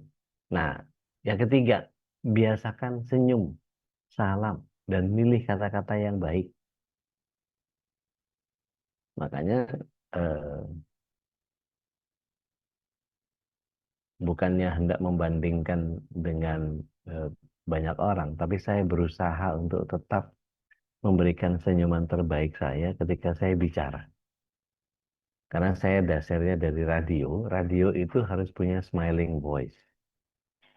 Jadi kenapa saya sering buka bibir itu bukan untuk hanya sekedar memberikan senyum, tapi saya ingin menjaga kualitas suara ini nyaman terdengar. Jadi kenapa kalau orang sambil senyum ngomong itu suaranya lebih enak didengar ketimbang orang kalau saya ngomong yang sama nih. Perbaiki hubungan dengan Allah karena akhlak lahir dari hati yang bersih. Sama saya ngomong begini. Perbaiki hubungan dengan Allah karena akhlak lahir dari hati yang bersih. Kalau dibandingkan secara kualitas suara atau kita tutup mata kita dengarkan yang pertama dengan yang kedua, pasti yang pertama lebih menyenangkan karena saya bicara dengan smiling voice. Nah, mungkin baru sebagian orang nggak, oh iya ya kalau diperhatiin, kenapa Ustaz Dodi senyum-senyum aja bawaan? Karena smiling voice-nya tadi. Selain Rasulullah SAW juga kalau bicara dengan sesama muslim, beliau mukanya ramah. Makanya kalau kita ngobrol sama Rasulullah SAW itu dikatakan dalam beberapa ulasan dan ungkapan, kita kalau ketemu sama Rasulullah SAW itu kita tahu betul dan kita merasa bahwa Rasulullah SAW sedang mencintai kita. Coba, kayak gimana tuh? Bikin GR nggak sih begitu tuh? Tebar pesona nggak sih begitu tuh? Enggak. Karena memang begitu itu akhlaknya beliau. Gitu. Di hadapan orang, nah di hadapan keluarganya, makanya tadi Ustaz Khalis bilang bahwa anak khairul li ahli. Saya lah yang terbaik untuk keluarga saya. Nah, kalau Bapak Ibu pengen lihat, coba cari komentarnya keluarga tentang kita seperti apa. Kalau dikasih kertas ke anak-anaknya gitu, coba deskripsikan orang tua Anda secara jujur tanpa nutup-nutupin. Kira-kira yang mana akhlaknya? Penuh kemarahan, gitu. Mama cerewet, gitu misal. Atau suka marah-marah. Apa-apa suka marah-marah mulu. Yang diingat sama anak, kesan itu. Kenapa nggak kita memberikan tebaran-tebaran akhlak yang baik supaya tapi itu tadi akhlak itu adalah buah dari akidah. Jadi kalau akidah yang berantakan ya pasti begitu. Yang keempat, menjaga lisan. Bukan hanya Babeh gibah. nih, ada babeh. Ah, Masya Allah, Masya Allah. Hayakumullah. Ahlan wa sahlan ya. Masya Allah. Ahlan wa sahlan. Lanjut Ustaz, lanjut. Marhaban. Tulis, lanjut Masya Ustaz. Allah, Nggak Masya mau Allah, Masya Allah. mendengarkan. Lanjut Ustaz, lanjut. Malis ya, Be. Lagi menuju kemana Betul nih, Be? Ustaz, betul. Duta Besar Peru Ustaz. Masya Allah, Masya Allah, Masya Allah. Mudah-mudahan lancar urusan antum ya, Be. Amin Allah, amin ya Masya Karim. Allah. Ada yang mau tambahin, Be, dari apa yang saya sampaikan, Be? Saya kan salesman Ustaz. Ah, Salesman. Salesman yang nawarin barang ke toko itu, istilah saya itu salesman nggak ada akhlak gitu. ya, Saya terlatih 20 tahun kayak gitu. Masya Allah. Tapi salesman yang datang ke toko membantu supaya tokonya maju, itu baru salesman berakhlak. Jadi jangan mikir diri sendiri, jangan mikir gitu loh Ustaz, jangan mikir. Saya kedatangan tamu banyak Ustaz. Ya, Tamu yang datang yang minta sesuatu, wassalam aja. Insya Allah saya nggak bakal ajak lagi ke kantor Ustaz. Tamu nggak berakhlak gitu. Ya berteman aja, tapi jangan deket-deket lah gitu. Apa ya, nih? Boleh nih, boleh nih. Itu bukan keakraban, tapi kelaparan gitu. Merasa kurang gitu. ya. Dan saya perhatiin tamu-tamu saya itu begitu. Saya perhatiin satu-satu gitu. Boleh nih. Apa nih? Apa nih? Udah tuh langsung saya coret dalam list. Karena betul-betul tamu nggak berakhlak gitu. mengambil sesuatu yang tanpa izin, bukan keakraban, itu kelaparan. Itu betul-betul nggak berakhlak. Jadi akhlak, betul kata pepatah orang Arab, Ustaz. Ta'alamu Ya, fis sigar itu kan naksil al hajar wa ta'alamu fil kibar ta'alamu alal ma gitu ya. ya. Akhlak itu kalau udah gede itu nggak bisa diperbaiki. Hmm. Jadi istighfar aja lah banyak-banyak. Benar, benar. Saya sepakat dengan kata-kata itu Ya, ya, bahwa ya. belajar akhlak di masa tua itu seperti mengukir di atas air. Sebegitu Sementara sulitnya belajar itu. akhlak di masa, ya mengukir di atas air tuh. Orang Arab ngasih peribahasa itu dahsyat. Ya. Sementara ketika belajar akhlak di masa kecil itu seperti mengukir di atas batu, kan Hmm. naksil alal hajar. Seperti mengukir di atas batu. Jadi memang udah jadi karakter. Jadi kalau udah gede, saya perhatiin yang ngaji akhlak pun Ustaz, saya pengen banget itu kedatangan tamu berakhlak dan saya belum mendapati kecuali Ustaz Dodi yang Masya sekali-sekali. Allah. Ada berakhlak senyum baik tapi badannya bau Ustaz. Ini nggak berakhlak pada Ya, ya, ya, dirinya. ya, ya, ya. Bau ketek Ustaz. Saya bilang Masya wah Allah. salam ini manusia ya Allah ya Rabbi. Sampai kapanpun nggak akan bisa diperbaiki, nggak akan berubah nasibnya gitu. Ada datang gitu ya, apa namanya, mulutnya kita deketin bau Ustaz. Jadi Ya Rob, bagaimana ceritanya ya ya Rob. Allah. Dengan mulutnya aja dia nggak berakhlak, dengan giginya nggak berakhlak, dengan lubang yang ada dalam giginya aja nggak berakhlak ya Allah ya Rabbi. Jadi saya kepengen gitu kedatangan tamu yang berakhlak dan saya apa namanya ya Allah saya perhatiin gitu. Sementara orang yang ngambil makanan yang menjangkau aja kata Nabi nggak berakhlak, bayangin. Dia mesti terima apa yang ada di depannya gitu loh. Di depannya Ya, nasi putih doang ya Bismillah, ini makanan saya gitu. Itu aja jadi ya Allah ya Rabbi. Saya perhatiin Ustaz, emang bener ya, ya ternyata ya. Emang bener ternyata. Nggak bisa, udah gede baru belajar akhlak nggak bisa. Wah salam. Betul Ustaz, betul Ustaz. ya. Betul sekali. Kan naksil alal hajar. Itu bagi ata'alamu fis sigar. Belajar di waktu kecil itu. Seperti dia mengukir di atas batu. Jadi khususan akhlak itu dipelajari dengan al-adat al-hukamah. Adatlah yang menjadi sumber hukum. Dan saya berpikir ada satu akhlak yang dahsyat yang menjadi pelajaran ketika saya mungkin kelas 3 SD gitu ya. Kelas 3 SD. Sebab saya masih ngaji masih Nahu Sorof itu Nahul Wadih itu dulu sama Ustadz Mukhtar. Ya. Nahul Wadih. Jadi saya ingat banget bahkan nama pembantu saya itu Iroh. Ya. Satu ketika Iroh ini memberikan minuman teh kepada Ustadz Mukhtar, guru saya. Ya. Kejadiannya di depan saya dan sedang berdua dengan saya.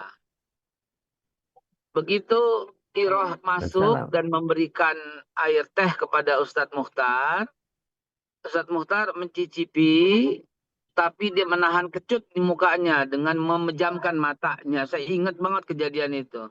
Bahkan sarung yang dipakai dan baju yang saya pakai pun masih terbayang-bayang gitu.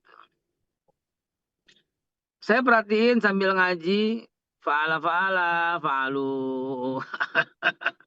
Saya lagi belajar sorof, lagi perhatiin gitu. Oh, kenapa nih Ustadz ya?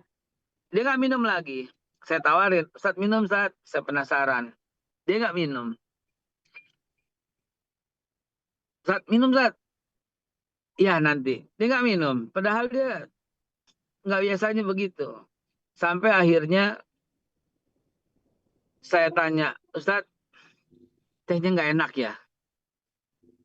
Ustadz menjawab, iya mungkin dia lupa, dia salah tuang. Garam yang diaduk, bukan gula yang diaduk. Bayangin teh pakai garam rasanya kayak apa? Udah kecut, pasti pahit, asin gitu. Saya langsung ambil teh itu dan mau mengganti. Tiba-tiba dengan lebih cepat, dengan cekatan Ustadz Mukhtar, ambil teh itu dan dia minum habis. Masya Allah. Saya bingung, Ustadz kenapa? Saya bilang gitu. Ustadz kenapa Ustadz? Nanti kalau ente tuker, dia tersinggung. Itu bukan cuman Ustadz Mukhtar ngajarin saya tentang bagaimana jangan nyinggung hati orang. Itu Ustadz Mukhtar ngajarin saya satu pelajaran di depan mata yang super dahsyat. Jangan sampai pembantunya tersinggung. Padahal pantas banget gitu loh. Dia menegur. Jangan pakai garam dong. Pakai gula. Pantas banget. Tapi dia tetap bilang enak. Dan ini pembantu saya Ustadz. Bukan anaknya Ustadz Mukhtar. Bukan istrinya Ustadz Mukhtar yang mesti dijaga hatinya. Sama pembantu orang aja dia begitu. Bayangkan bagaimana dia menjaga akhlaknya di rumah. Coba lihat. Sementara ada ustadz yang speakernya kurang kenceng, panitia dicekek di depan orang. Ya, pernah lihat itu videonya. Sementara ada temen yang cuman bahasanya nggak pas, ngambek, marahan. Coba bayangin. Jadi kesimpulannya Ustadz, buat Anda yang pernah belajar akhlak di masa kecil, congratulations. Selamat. Anda sukses, kaya, berhasil, hidupnya mudah. Ya, Tapi buat Anda yang sampai saat ini masih tetap aja belum bisa berakhlak bahkan kepada dirinya, bahkan ucapannya plang plong, plas plos, nggak peduli nyinggung orang, saya ucapkan itulah kehidupanmu dan selamat menuju kematianmu dengan kesusahan dan kesempitan hidup. iya itu benar. Jadi kalau mau memperbaiki hidup, nomor satu, saya bahasanya lebih saklek lagi, bukan perbaiki akhlak. Jangan sampai ada orang tersinggung dengan mulutmu, dengan perkataanmu, dengan caramu, dengan perbuatanmu. Kecuali orang itu sudah kau minta maaf dan mendekati kembali dengan mendekatan perbaikan-perbaikan yang valid, yang kuat. Maafkan, saya maksudnya begini, begini, dan begini. Selama itu nggak terjadi, wassalam. Masya Allah. Masya Allah, Masya Allah. Jadi Tapi saya kalau salesman, ya, Ustaz. Saya salesman. kalau Ketika ada saya ke kalau salesman, saya datang ke toko, yang saya pikirin adalah ini gimana ya supaya laku ya. Barang apa yang pas buat dia ya. Kadangkala kalau produk baru, si toko berkata, 3 karton deh. Gitu. Saya sebagai salesman, asik. Asik. Enggak, saya enggak asik. Saya bilang, engkau ambil 1 karton aja. Kalau nggak laku, duit engkau ntar nggak muter. Mati di barang. Itu yang saya ucapkan sebagai salesman. Makanya itu kadang-kadang sales si engkau, enci, Pak Haji yang lihat saya itu geleng-geleng aja. Lu hebat ya. Jadi mikirin dia Ustadz. Itu toko Haji Malik di Jalan Raya Jatinegara itu dulu nama toko Haji Malik sebelah kanan itu. Tapi yang punya Cina. Tapi disebut toko Haji Malik. Itu Ustadz, kalau orang salesman datang, itu nggak bisa ngelayanin, dicuekin habis. Jadi kalau bisa order sama Haji Malik, yes, 1 bulan target tercapai. Ada 20 salesman yang nunggu di situ. Besokannya nunggu di situ. Mau diorder sama Haji Malik. Saya nggak pakai datang, nggak pakai antri. Begitu datang parkir motor, dia tabir, dia teriak panggil, Kal, lu bawa apa sekarang? Bawa ini kok, bawa glade, bawa ini, bawa kit, bawa ini, bawa ini, bawa ini. Ya udah ini dipanggil anak buah 1. Si Hekal nih, gitu. Dan saya mencapai target 1 bulan dengan mendatangi 1 toko seperti itu. Dan saya selalu bawa lap. Kenapa? Karena Ji, ini kotor banget Ji, flashnya. Saya kebutin. Orang mengatakan saya cari muka. Saya bilang nggak apa-apa. Ente cari muka, ane cari muka. Cuma ente nggak ketemu, ane ketemu. Muka lu nggak ketemu, muka gua ketemu. Jadi mari kita belajar akhlak di masa kecil. Tapi yang udah dewasa, wassalam. kasihan itu. Jadi kadang Kasihan. gini, ketemu sama orang yang merasa bahwa dia sudah oke, padahal dalam keseharian enggak, gitu. Ada culas-culasnya, ada keinginan untuk dominan, untuk ada harapan-harapan. Ya itu tadi, kalau ngomong judes atau dibolak-balikin, gitu. Ini bagian yang kadang-kadang orang-orang munafik ini agak susah ngadepin nih, Be. Benar, Ustaz. Benar, Ustaz. Benar banget. Apalagi kita duduk bersama mereka, Ustaz. Aduh, ampun deh. Dan Ampun terpaksa itu. kita duduk bersama mereka dalam satu meja.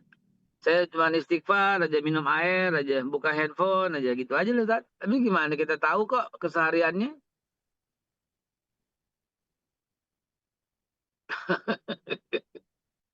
Makanya, Ustaz, beruntunglah Anda yang belajar akhlak di masa kecil, itu jadi kuat banget gitu loh. Iya. Setidaknya gini, Be, kalau misalnya soal jaga lisan atau dia menghindari statement apakah yang dia kerjakan ini sudah benar gitu ya. Misalnya entah itu dalam berorganisasi, entah itu dalam lingkungan masyarakat, entah itu apapun lah. Kadang-kadang kita ini maunya menang sendiri, maunya versi saya, maunya ala saya, yang lain salah, yang lain keliru, yang lain nggak benar. Jadi iblis itu kan bilang, ana khairum minhu, khalaqtani min nar, wa khalaqtahu min tin. Padahal nggak tahu diri banget ini. Dia merasa Nah, bahwa api lebih baik daripada tanah. Padahal kalau kita ke warung-warung di jalanan tuh, Be, kita minta api dikasih gratis itu. Kalau kita ke tukang kembang minta tanah, nggak dikasih. Ada ya Allah. hitungannya, nggak gratisan. Nah, Jadi tanah Ustaz. lebih mahal daripada api. Kok bisa-bisanya api ngerasa lebih mulia daripada tanah itu? Nah, kadang-kadang berhadapan sama yang begitu tuh, ya itu cuma bisa, ya udahlah, yang waras ngalah kan gitu jadinya. Saya ada bisnis, Ustaz. Ada satu peluang usaha, Ustaz, di kantor. Ya, Dan datanglah tamunya gitu loh. Datang tamunya. Lalu kemudian kita makan, Ustaz. Kita ya. makan. Terus mitra saya juga ada gitu ya. Belum tripartit gitu loh. Ini tamunya ini nambah, Ustaz, makan. Tanpa kita suruh. Wah, enak nih. Diambil lagi. Batal, Ustaz, bisnis, Ustaz. Masya Allah. Gitu aja ngukurnya ya. Batal. Batal bisnisnya. Nggak jalan sampai sekarang. Cuma gara-gara dia nambah. Dia bilang kenapa? Nggak berakhlak banget ya. Bagaimana pembagian? Mau makan aja mau nambah. Coba bayangin. Makan aja mau nambah. Udah gitu nambah dibungkus bawa pulang ya. Udah stop. Stop betul-betul stop. Ini kelar. Iya, iya, iya, iya. Jadi ngukurnya dari situ aja ya, Bang? Itu kelihatan. Kalau saya dulu interview SPG. Saya males ngomong karena ratusan jalan aja. Yang jalannya bener langsung saya terima. Ada jalan yang berakhlak, ada jalan yang nggak berakhlak. Bisa Ah, kelihatan itu, Bang? kelihatan. Cuman ini kan dulu zaman SPG. Ya. Sekarang nggak lagi. Mesti belajar banyak dari antum nih, Bang. Beginian Kan nih.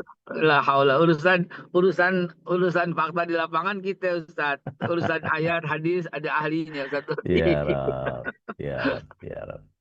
Baik, Bapak Ibu yang teman-teman SWT, yuk kita sharing sama Bapak. Kata Rasulullah SAW, ada 4 orang yang diberikan rahmat, yang nanya, yang jawab, yang senang tanya jawab, sama yang suka dengerin tanya jawab. Saya balikin dulu ke Ustadz Khalis. Tafadhol Mas Kri. Baik, alhamdulillah, syukurlah. Masya Allah ya, kalau sudah dua guru kita ngobrol ini, Masya Allah ya, banyak hikmah yang bisa kita dapatkan ya, seru ya. Silakan nih Bunda Mbak Aulia ya, Mbak Oli ya. Oke, Assalamualaikum warahmatullahi wabarakatuh. Salam. Terima kasih atas kesempatannya, Ustadz. Saya mau tanya, Ustadz, kalau misal kita itu di tempat makan gitu ya, tapi memang tempat makannya itu memang kita disediakan gitu. Kemudian kalau kita datang dengan tahu kebutuhan kita, misal kayak, oh saya kebutuhan proteinnya 50 gram gitu per hari misal. Kemudian kita tahu misalnya kayak, oh itu bisa nih ngambil satu lagi. Nah, apakah itu tidak berakhlak? Kemudian yang kedua, kalau mengenai mengendalikan hawa nafsu gitu kan. Saya hanya bertanya-tanya kalau misal Rasulullah hidup di zaman ini misalnya gitu. Apakah misal beliau akan menganggap misal kayak memakan tiramisu atau cheese squid gitu-gitu mengikuti hawa nafsu atau ya udah sih balance aja, karena kan misal kayak kita mikirnya sebab akibat kalau saya makan ini memang nggak terlalu toyib gitu ya, karena misalnya bakal menjadi jerawat gitu. Tapi kan apakah kita juga harus berpikiran kayak, kan nanti Allah juga yang bakal, bertanggung jawab atas pencernaan kita ya. Insya Allah Allah akan melindungi. Ini kan sedikit aja itu. Mohon pencerahannya. Hatur nuhun. Kacau nih. Maaf nih, kacau sedikit nih, kacau. Ya, kacau. Yang pertama, Ibu, maaf nih, saya langsung nyelak nih ya, kacau. Begini, Bu, ya, gini. Bismillahirrahmanirrahim. Maafkan dengan cara saya ya, berkata begini ya, maafkan, gayanya begini. Kadang-kadang saya menggunakan hypnosentensis untuk mengambil perhatian. Dan Nggak apa-apa, yang saya katakan barusan itulah hypnosentensis untuk mengambil perhatian.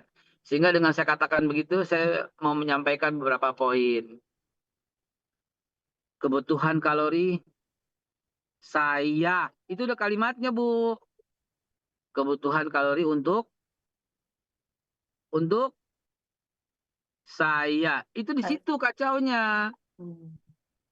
Kenapa masih mikirin diri sendiri sih gitu? Kalau mau kebutuhan kalori itu ya jangan di tempat orang, beli aja sendiri gitu loh. Di tempat orang cukup yang ada di depan Anda, sesuapan, dah cukup. Akhlak sangat tergambar ketika makan. Amat sangat tergambar ketika makan. Saya pimpinan haji dan pimpinan umroh sering sekali membawa jamaah pada waktu itu. Dan saya ajak makan malam. Siapa yang makannya beres, saya angkat jadi amir. Selalu begitu. Yang makannya nggak beres, cukup diem. Nggak usah dikasih jabatan apa-apa dalam umroh. Karena saya kalau umroh, itu selalu bikin panitia. Siapa ketuanya, siapa amir haji, amir umrohnya, siapa bagian konsumsi, siapa saya angkat-angkat supaya ada tanggung jawab masing-masing. Saya bagian keamanan. Dan saya lihatnya dari makan malam. Ya, karena disitulah cerminan akhlak yang sesungguhnya. Ya, cerminan akhlak itu persis. Sampai ada table manner kan belajar akhlak juga kan ya. Ya. Jadi kalau kita perhatiin hadis-hadis Nabi tentang akhlak banyak banget gitu loh. Di mana sahabat nggak ngambil kecuali Nabi duluan gitu loh. Ada Imam Syafi'i nggak mau makan bersama ibunya karena takut yang dimakan ibunya kepengen gitu loh. Jadi nggak boleh banget kita berkata kebutuhan kalori saya segini jadi saya ambil lagi. Nggak bisa. Atau saya ambil yang jauh karena di situ lebih enak daripada di sini, nggak bisa. Di sini di depan kita cuma ada nasi putih dan di depan kita persis cuma ada tahu. Makan nasi putih dan tahu. Jangan coba-coba ambil rendang kecuali ente bayar di restoran Padang. Karena melangkahi tangan, melewati yang ada di depan kita nggak berakhlak. Melewati itu nggak berakhlak sama sekali.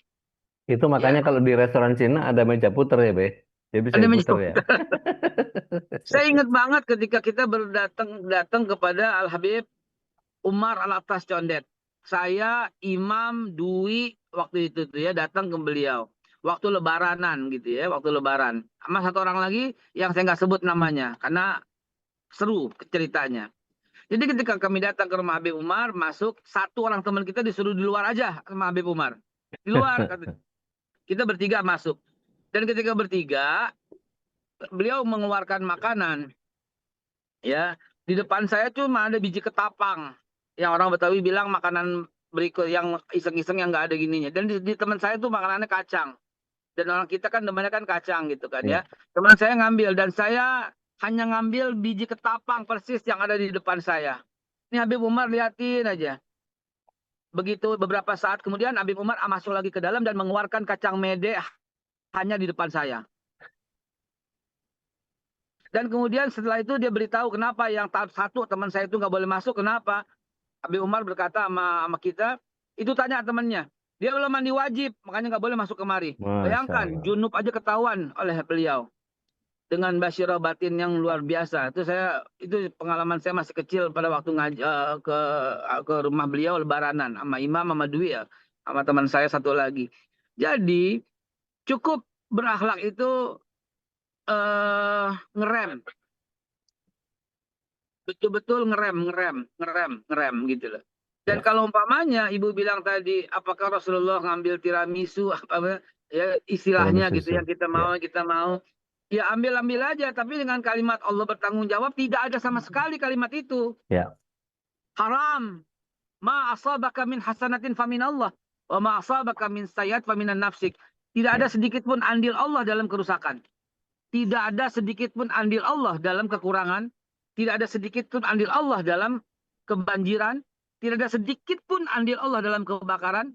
Tidak ada sedikit pun andil Allah dalam mencret. Tidak ada sedikit pun andil Allah dalam pusing. Tidak ada. Karena dalilnya An-Nisa 79. Ma asabaka min sayiat faminan nafsik, kata Allah. Apa yang datang kepada kamu keburukan faminan nafsik, dari dirimu sendiri. Ya. Zoharal fasadi fil bari wal bahri bima kasabat aydin nas. Udah tampak kerusakan tuh di muka bumi, di laut, di darat, dalam dirimu, dalam perutmu, dalam otakmu. Faminan nafsik, dari tanganmu sendiri. Jadi Allah tidak ada andil sedikit pun dalam kerusakan, baik dalam diri maupun di alam semesta. Yang kenapa kiamat? Karena memang Allah tahu bahwa matahari akan kekurangan O2. Karena banyaknya O2 yang diambil di muka bumi, dan bumi kekurangan masanya karena diambil terus timahnya, bauksit,nya, sehingga bumi kekurangan massa dan bergeser 0,1 derajat dari garis lintangnya, sehingga terjadi ketidakseimbangan, dan matahari yang sudah kekurangan oksigen, dia menggulung. Itulah yang dimaksud dengan iza syamsu kuwirat, apabila matahari telah tergulung. Karena seperti bola yang kekurangan oksigen, pasti bolanya kempes dan bentuknya jadi bergulung. Jadi, mohon maaf Ibu, 2 kalimat yang Ibu sampaikan mudah-mudahan ada perbaikan. Kalori saya hari ini nggak di situ tempatnya, tapi menjaga akhlak orang. Bayangkan, mana enak air campur cuka, mana enak. Tapi itu mengandung penyakit di badan. Tapi demi melindungi hati sang istri tercinta Aisyah, Nabi minum air tambah cuka. Bagaimana enaknya teh campur garam dengan Ustadz Mukhtar. Tetapi demi melindungi hati pembantu saya yang namanya Iroh, dia minum teh pahit campur garam dengan rasa yang amburadul. Kurang lebih seperti itu. Insya Allah. Tambahan dikit buat Oli. Gini, tiramisu sama cheese tweet itu nggak apa-apa. Tapi olahraganya tambahin. Jadi kalau yang kita makan kalorinya tinggi, ya olahraganya tambahin. Setidaknya 5.000 langkah lah sehari gitu. Itu aja dulu, Oli. Jadi nggak apa-apa, makan banyak nggak apa-apa. Tapi olahraganya juga imbangin. Jadi jangan mager aja bawaannya. Siap. Atur nuhun asatid. Mangga. Mbak Tengah Oli, dia mangga Pak teh. Ustadz, saya sudah mendekat dan ingin masuk ke Masya kantor Dubes Allah, ini. Masya Allah. Siap ya, siap ya. Ya sarallah murah insya Allah.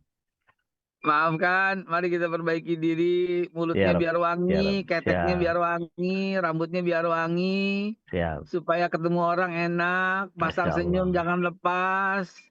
Mudah-mudahan itu bagian ya. Ya, menyenangi orang ketika makan di restoran, makan apa nih? Cari menu yang paling murah. Minum apa nih? Air putih aja. Itu keren. Itu keren. Itu saya lakukan, Ustaz. Itu saya lakukan. Kebanyakan kan kita kan mumpung dikasih makan, mana nih cari yang paling mahal lah, begitu kan. Haji mumpung. Itu saya lakukan, Ustaz. Itu saya lakukan ketika meeting sama kemarin sama orang Korea tuh, saya bilang, no, I'm water. Padahal kepengen banget. Yang apa namanya jus mahal begitu kepengen banget. Tapi saya ambil itu. Tapi yang begitulah. Yang udah begitu ya kita maklumi saja. Tapi wassalam, sampai di situlah takdirmu, sampai di situlah nasibmu. Nah, iya. Insya Allah, ya. Insya Allah. Jazakallah. Ya Ane salam. pamit. Bismillah. Barakallah. Assalamualaikum warahmatullahi wabarakatuh. Waalaikumsalam warahmatullahi wabarakatuh. Ya Maafin ya sarallah murah teman-teman insya ya. Allah. Kalau bahasa saya. Sarallah murah insya Allah. Amin ya Maulana. Assalamualaikum. Waalaikumsalam warahmatullahi wabarakatuh. Teh Nadia mah nggak teh? Assalamualaikum warahmatullahi wabarakatuh. Waalaikumsalam warahmatullahi wabarakatuh. Sedikit berbagi sharing tentang ini, mendahului Mangga. orang ya. Jadi dulu itu pernah lagi di jalan, lihat ada orang lagi kayaknya lagi butuh banget makan gitu. Dan di dompet tuh kan ada uang cash cuma 100.000 gitu. Nah, tuh saya kasihin gitu. Mohon maaf bukan untuk pamer tapi untuk sharing. Nah udah gitu saya kan waktu itu mau fashion show busana muslim. Di lokasi itu nggak ada yang bisa buat di debit gitu. Mau makanan tuh nggak bisa, harus cash. Kan cuma istighfar aja, astagfirullahaladzim, perut lapar gitu deh. Gimana ya? Nah, itu keajaiban itu datang dari Allah. Ada temen bawa makanan sehat, ada kentang, buah-buahan segala macam, dan itu disodorin di depan saya banget gitu. Kasihin. Itu nikmat banget gitu. Jadi dari awal emang niat, ya Allah, ini orang kasihan gitu. Jadi dari situ keajaiban Allah datang cepet banget gitu deh.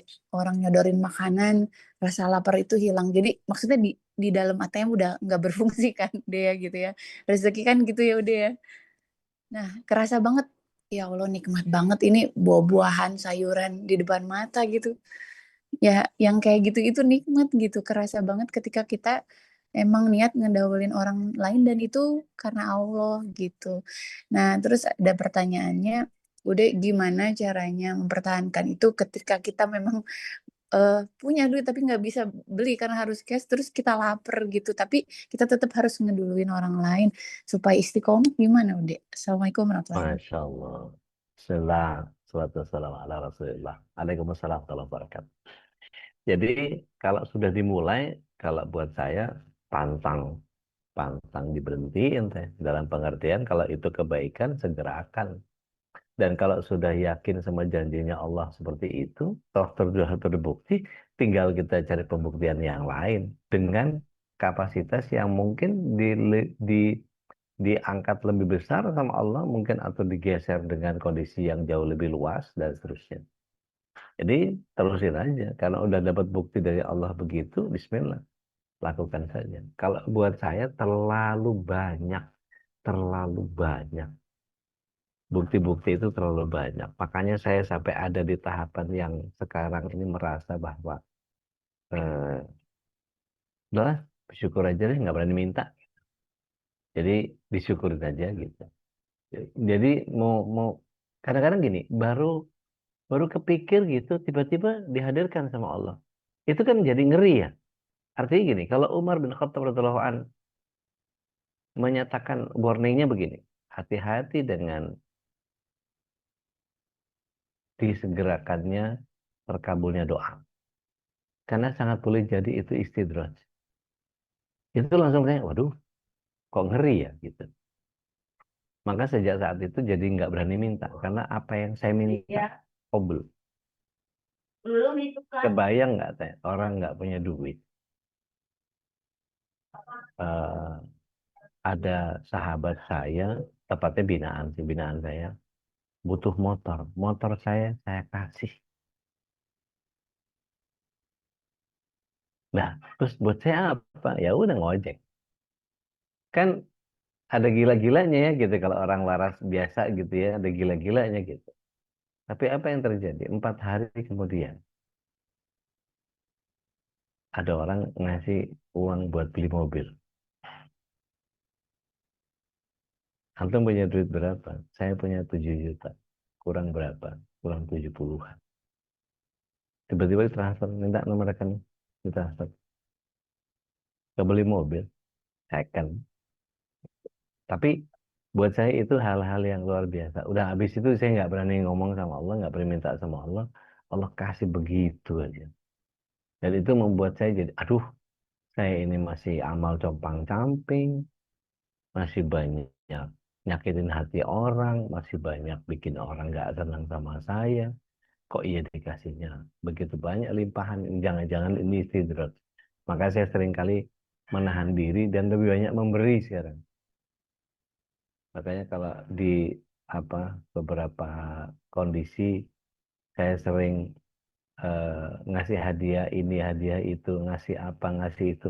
Itu karena saya ingin ini jangan sampai jadi istidrat sih. Saya nggak kepengen Allah ngambrukin ke saya, tapi sayanya nggak sadar kalau lagi dihadapkan pada amalan-amalan yang ditantang sama Allah SWT untuk berbuat lebih lebih baik.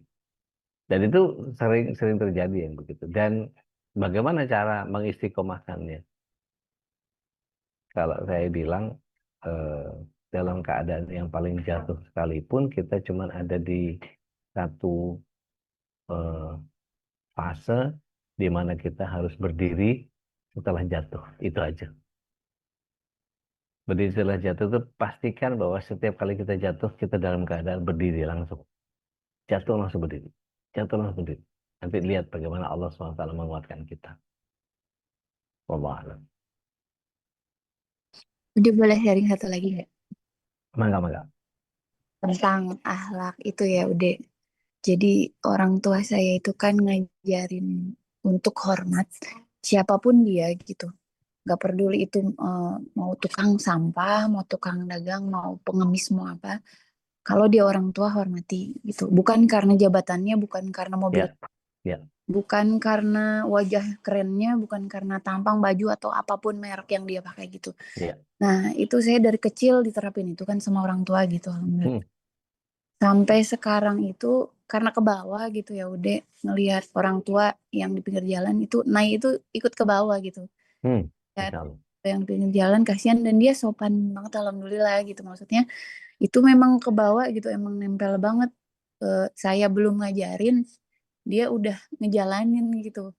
Masya Allah. Usia yang belum 4 tahun gitu. Maksudnya emang bener penting banget gitu deh. Ya, Kan rata-rata sekarang tuh kayak anak-anak sekarang gitu, mohon maaf gitu. Kalau ngelihat ngelihat orang tua tapi di pinggir jalan kok nggak sopan banget gitu, pengen nangis saya udah gitu. Ngelihat ada pengemis gitu malah diledekin, digoda-godain, gimana gitu, sedih banget deh. Itu aja sih udah kasih. Masya Allah. Berbahagia kalau kita bisa ngasih contoh, apa namanya, masih bisa ngasih contoh kepada anak-anak kita dan anak-anak kita ikut, gitu ya. Saya sendiri melihat itu dilakukan sama anak saya ke cucu, dan saya cuma punya alhamdulillah. Jadi Allah nerusin bagian itu karena tidak tidak satupun dari doa, artinya tidak satupun sujud yang kecuali saya tambahkan dengan surat 25 ayat 74 itu untuk menjaga keluarga. Uni, Mbak Angkabau nih, ayo langsung, masih boleh nih. Alhamdulillah sehat. Engkau izin. Enggak. Bismillahirrahmanirrahim. Assalamualaikum warahmatullahi wabarakatuh. Waalaikumsalam warahmatullahi wabarakatuh. Begini, Ode, Ya, Pak. mengenai tadi tuh nggak berani banyak minta sama Allah gitu. Ya, Eh, itu kesannya sombong nggak sih kita gitu? Karena kita nggak mau minta gitu. Karena berpikiran seperti ini. Tanpa saya minta, Allah sudah cukupin gitu. Apa yang saya mau ada mungkin tidak berlebih, tapi Allah cukupin gitu. Di saat saya benar-benar butuh ada gitu. ya, Memang nggak berlebihan mungkin seperti orang-orang, ya, tapi ada selalu ada gitu. Nah, terus dari situ tuh ya udah nggak berani minta. Saya nggak minta, Allah udah cukupin gitu. Kalaupun ada nih kepinginan, saya pengen ini nih, pengen itu mungkin yang jauh lebih besar, tapi nggak berani ngucap di lisan gitu. Nah, itu gimana tuh? Udah baik, sombong nggak sih gitu? baik. Bismillah, salatu wassalamu ala Rasulillah. Bedakan keinginan duniawi dengan keinginan yang sifatnya ukhrawi. Jadi gini, kalau keinginan duniawi, udah saya merem aja. Saya yang jalanin akhirat aja, pasti Allah ngikutin dunia saya. Itu bukan sombong. Jadi gini, ada seorang masyayikh, dia ngajar sampai larut malam. Ngajar, kasihkan tuh. Nah, murid-muridnya itu tidur di majelis beliau. Selesai kira-kira sekitar jam 2. Waduh, masak apa nih bau bang putih? Eh, selesai jam 2, terus eh, begitu tutup majelis, nyender sama saya ini. Wah, ini kalau ada nasi mandi mantap ini katanya. Tiba-tiba, ting tung. Uh, siapa tuh? Kalau di Arab itu kan rumah-rumah kan rata-rata kayak flat gitu ya, rumah susun. Nah, beliau tinggal di lantai 2. Terus murid-muridnya yang turun, bukain pintu. Karena belnya kan tiap lantai ada bel sendiri-sendiri. Jadi bel lantai 1, lantai 2, lantai 3 gitu. Nah, ini yang ditekan lantai 2. Bisa salah nggak belnya itu dipencet? Bisa aja orang nyasar apa atau minta tolong atau apa segala macam, bisa aja. Ting dung, udah turun. Ternyata apa yang terjadi? Si muridnya datang bawa nasi mandi. Dia kaget. Ah, nasi mandi jam 2 pagi. Siapa yang ngirim nasi mandi ini? Langsung nangis sih Mas Syahir. Nangis sekuat-kuatnya, nangis sampai betul-betul nangis. Bingung murid-muridnya. "Hah? Tadi, wah ini kalau ada nasi mandi mantep. Sekarang begitu nasi mandi datang, bukannya mantep, tapi dia nangis. Ditunggu reda, ya alhamdulillah. Ditunggu reda, ditanya, ya kenapa? Kok malah nangis antum? Datang nih nasi mandi sesuai sama harapan antum. Dikabul doa antum. Makin kencang nangisnya. Selesai reda, terus ditanya, kenapa sih? Seandainya aku tahu Allah mengabulkan doaku, bukan nasi mandi yang aku minta ampunan dari Allah.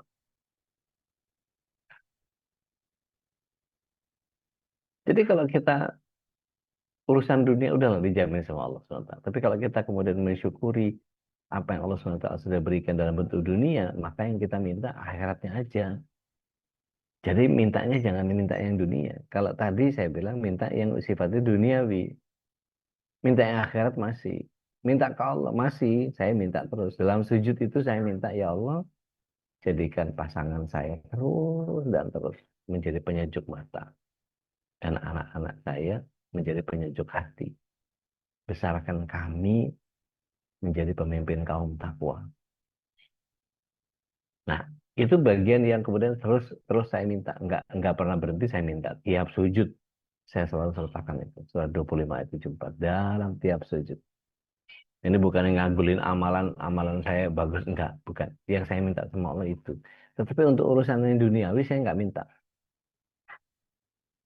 Ngelihat ada orang ke Turki jalan-jalan, biarin terus rezekinya dia, ngapain? Lihat DPR apa dapat 78 juta, 3 juta sehari kali 26 hari, nggak nggak kepengen.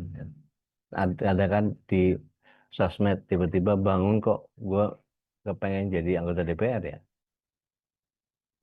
nggak ada, nggak ada. Jadi duniawi nggak mikirin, malah cenderung apa yang bisa saya lakukan buat orang, kasih buat orang. Saya lu ya, pribadi lu ya, gitu. Wallahu a'lam. Udah gimana caranya membeli benteng buat anak dari sentuhan buruk, beri benteng dan contoh di luar keluarga. Imunisasi deh, jangan disteril.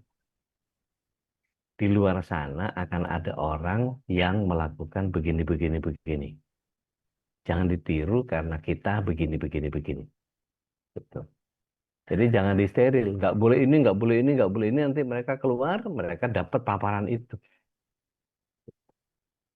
di luar keluarga. Misalnya kita mau jalan-jalan ke mana, ke tempat mana.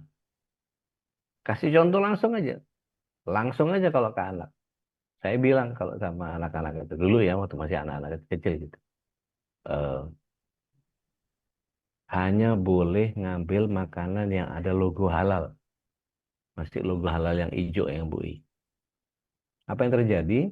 Nggak ngontrol saya. Pak, halal Pak. Ya oke. Pak, halal Pak. Ya oke. Pak, pokoknya ada halal, ambil. Begitu sampai di rumah, nggak dimakan. Kenapa? Cuma senang lihat logo halalnya aja. Ya salam, dibeli buat dimakan anak. Itu. Satu lagi, anak saya yang paling gede nih. Dulu waktu kecil. Sampah, kantong. Punya sampah, kantong. Nanti kalau ketemu tempat sampah, rogo buang semuanya tempat sampah. Jadi karena saya memang punya kebiasaan itu, bungkus permen gitu, kalau nggak jauh jauh gitu tempat sampah, kantongin itu Nanti ketemu tong sampah baru orang tua. Apa yang terjadi? Istri saya begitu nyuci baju, ngeluarin itu isinya sampah semua di kantong-kantong itu. Karena dia lupa begitu ketemu tempat sampah, lupa ngeluarin. Agak kocak juga sih. Tapi ya artinya didikannya berhasil gitu. Ada orang yang kemarin sering main lempar aja. Sampai-sampai kawan-kawan di Singapura itu bilang, Dodi, Indonesia is the biggest ashtray in the world. Aduh, itu kan jadi, serah deh, emang iya sih ya. Orang kan ya sudah tinggal tinggal main lempar aja gitu. Tisu, ini mobil mewah di tol, dia sambil bayar tol, habis itu struknya dia ambil hanya untuk dibuang. Maksudnya apa sih ini orang gitu? Nggak ngerti saya. Bahkan tidak sedikit dari kendaraan di tol itu yang tiba-tiba buka kaca, terus tiba-tiba lempar aja keluar sampahnya. Astagfirullahaladzim, mobilnya mahal. Nggak punya akhlak. Tapi bener yang Mbak Be bilang tadi. Gitu. Kalau melukis di atas batu atau mengukir di atas batu itu buat anak-anak. Maka kalau sekarang ada orang-orang yang nggak berakhlak di sekitar kita, ya maafin aja deh. Cuman saya kesian aja. Gitu, Ustaz. Masih di mute, Ustaz? Alhamdulillah, syukurlah, jazakallah khairan Saudara Al-Jabari, dan tadi alhamdulillah juga Babe bisa menemani kita ya untuk sama-sama berbagi rahmat, berikan inspirasi untuk kita semua, Insya Allah ya. Pagi yang penuh berkah dengan obrolan yang penuh hikmah, mudah-mudahan Allah Subhanahu Wa Taala jadikan kita istiqomah dan kebaikan yang dimulai dari awal, dan orang tua memang sebagai orang tua punya kewajiban untuk menanamkan akhlak sejak kecil ya, sejak dini di anak-anak kita. Jadi sebuah perumpamaan tentang mengukir di atas batu itu memang untuk anak-anak, dan akan lebih kekal, akan lebih abadi ketika sudah dewasa, dia akan bisa mempertahankan akhlaknya. Dan itulah kewajiban kita, karena tidak ada pemberian, kata Rasulullah SAW, yang paling baik seorang tua terhadap anaknya kecuali adalah akhlak yang baik ya. Baik, jazakallah. Insya Allah kita akan jumpa lagi di esok hari dengan Uda dan juga Bapak Haikal. Mudah kita masih istiqomah untuk terus melakukan kebaikan-kebaikan, dan salah satunya dengan adalah majlis ilmu. Mari kita tutup dengan doa kafaratul majlis. Subhanakallahumma wa bihamdika asyhadu an la ilaha illa anta astaghfiruka La ilaha illa anta astaghfiruka wa atubu wa ilaik. atubu ilaik. Wassalamualaikum warahmatullahi wabarakatuh. Waalaikumsalam warahmatullahi. اللهم ارحمنا بالقرآن واجعله لنا إماما ونورا وهدى ورحمة. اللهم ذكرنا منه ما نسينا وعلمنا منه ما جهلنا وارزقنا تلاوته آناء الليل وأطراف النهار واجعله لنا حجة يا